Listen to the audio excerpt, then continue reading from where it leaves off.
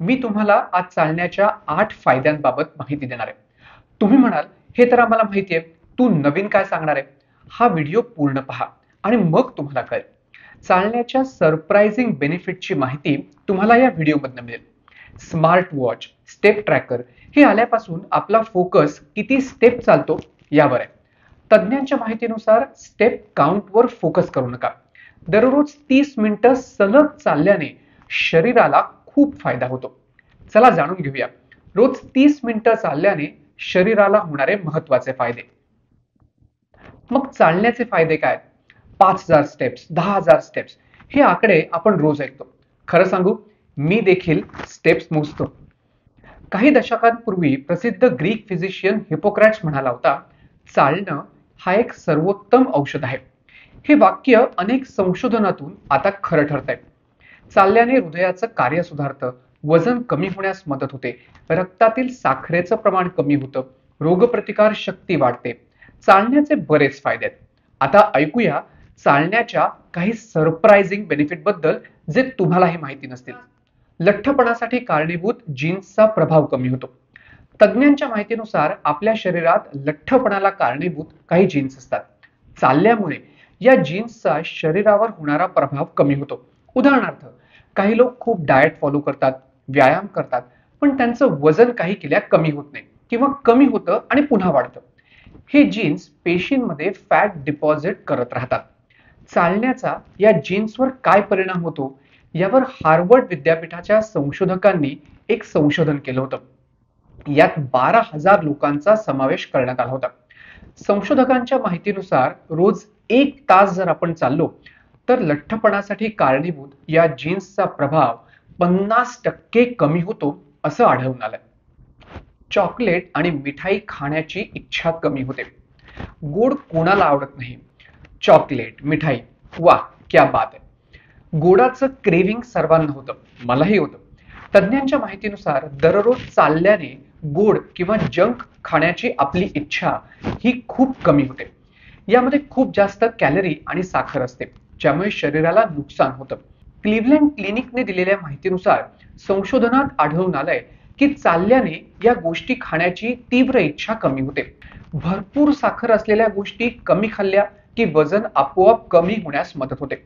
संशोधनातून असंही आढळून आलंय की शॉर्ट वॉक घेतल्याने शुगरी किंवा साखर जास्त असलेल्या गोष्टी खाण्याची तीव्र इच्छा ही 50% कमी होते.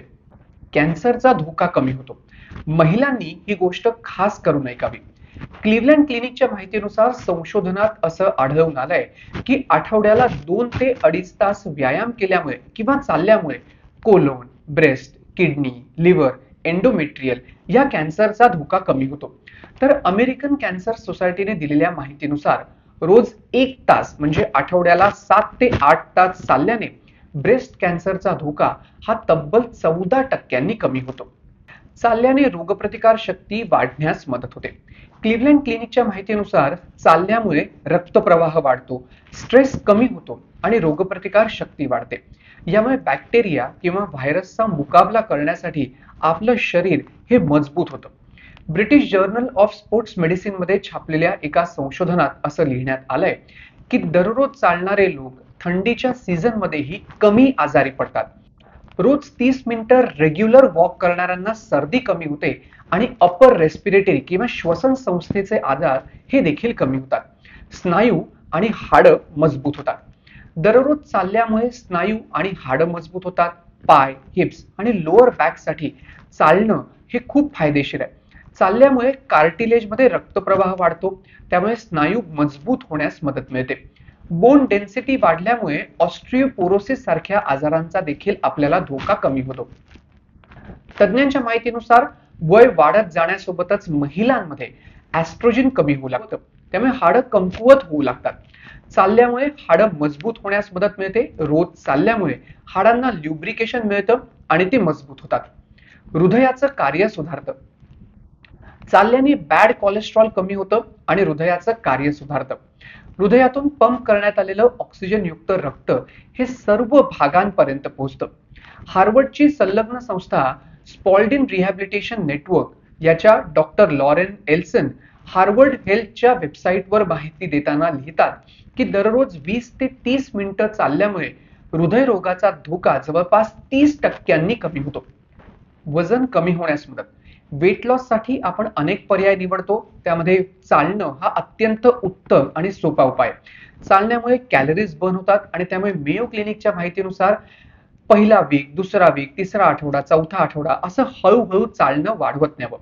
30 मिनिटं चालल्याने साधारणतः 200 कॅलरीज बर्न होतात. शरीरातील कॅलरीज बर्न झाल्या की वेट लॉस किंवा वजन कमी होण्यास मदत मिळते.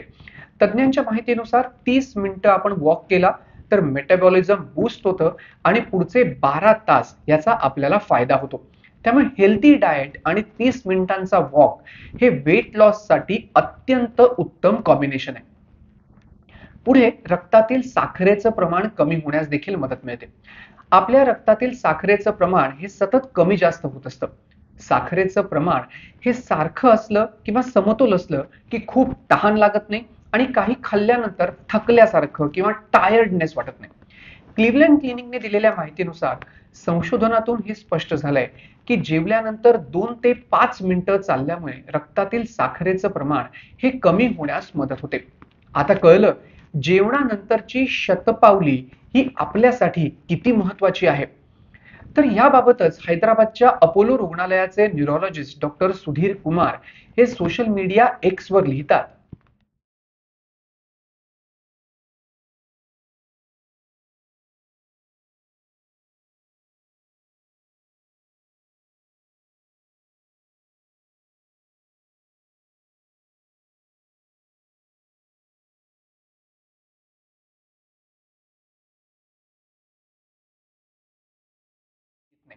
त्यामुळे सगळ्यात महत्वाची गोष्ट म्हणजे आता रोज चालायला सुरुवात करा आणि फिटनेस ट्रॅकर किंवा किती स्टेप्स चालतो हे चालण्यापेक्षा दररोज नियमाने 30 मिनिटं नक्की चाला, जेणेकरून तुम्हाला हे सरप्राइझिंग फायदे किंवा या सरप्राइझिंग बेनिफिट्स हे नक्की कळतील.